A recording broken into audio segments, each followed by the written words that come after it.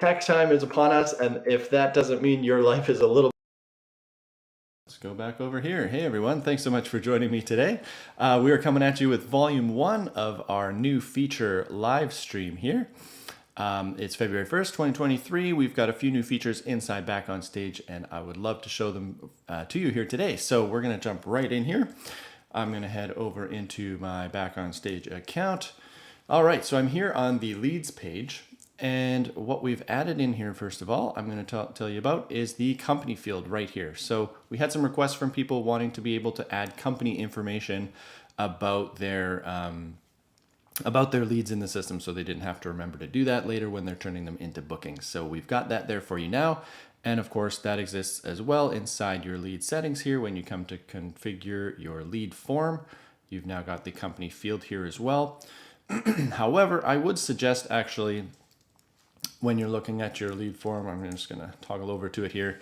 So this is the lead form you could embed on your website. I would suggest maybe not even putting the company field here, to be honest, unless you're really sure you get a lot of corporate clients, because these fields are all mandatory. And if you've got a bride and groom coming to book you for a wedding or something, they may not have a company that they're going to list there.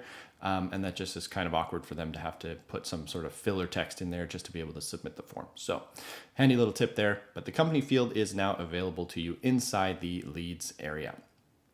Awesome. So the next thing I want to tell you about is that we've got a few new date tokens available. So inside Back on Stage, as you know, you can send emails out to all of your clients.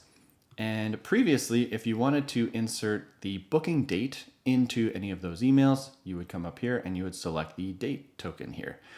Now we've added, we heard feedback from some people saying that this date token looked a little bit robotic, like no person types dates like that. So to personalize emails more and make them look a lot more human, we've added another couple of options here. So we call this the long date format here. So you've got the day of the week followed by month, day, and year, or the short format here, which is just month and day. So this makes your email look really personal, that you've actually taken the time to type it. And you can see I've used this up here in the subject line. So this date will come out looking something like this. When the person actually receives this email, this subject line will look like final payment due, and then it uses the short date like so.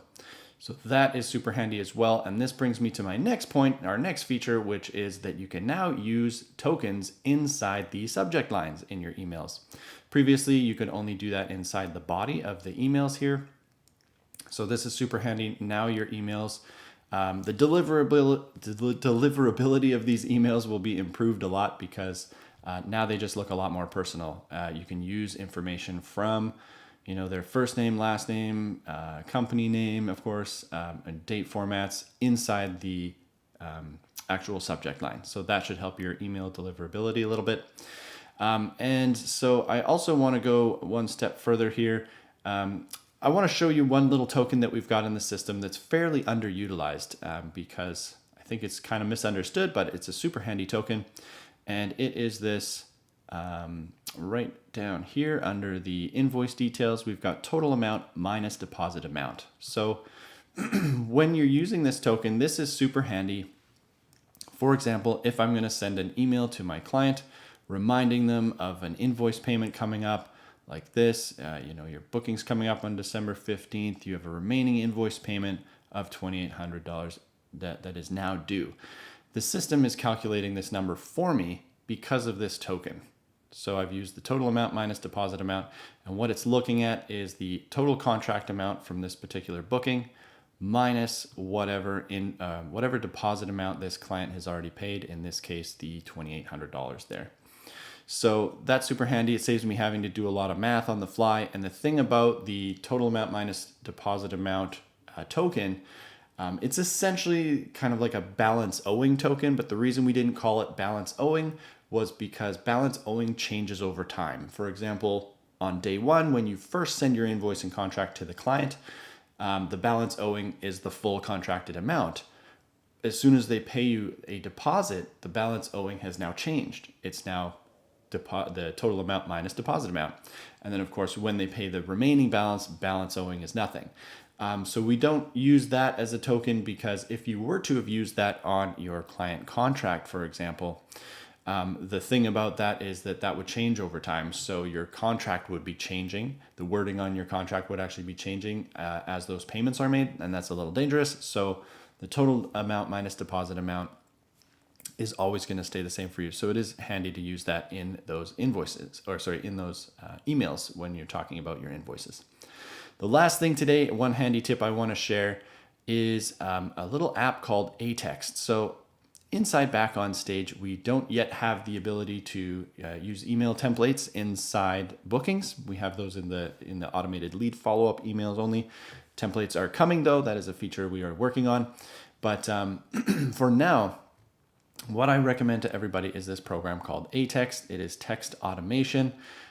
Basically what you can do here, I'm just going to bring it up. So for example, you get to customize these little short codes and then tell it, okay, whenever I type in this short code, paste all of this text for me. So this is super handy. For example, I open up a new email inside Back on Stage and I want to send the client that little invoice reminder email. You can see here, all I have to type in is invoice email and watch what happens. Invoice email, boom. It pastes all that text in there for me. These can be as long or as short as you want. You can include images in here even. It's pretty crazy. You can use this throughout your entire computer. So it's not just isolated to your internet browser. You can use it inside your music editing software. You can use it inside a Word document.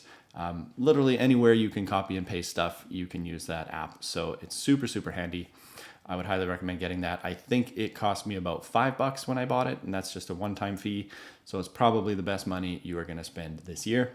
So anyway, hope that helps you out. So today we've chatted about our new company name field inside of our leads. We've also chatted about the new date format tokens that we've got available to you now, as well as being able to use tokens in the subject line.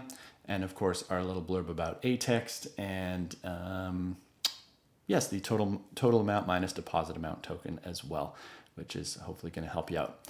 So thanks so much for watching. Appreciate you using Back on Stage and sticking around with us. If you've got any questions or any other features you'd like to see, please let us know in the comments to this video. We're always working on new stuff. And of course, if you are just stumbling across this video and you haven't yet checked out Back on Stage, head over to backonstageapp.com. We've got a 30-day free trial you can check out there, and we'd love to see you on the other side. So thanks so much for watching, everyone, and have a wonderful day.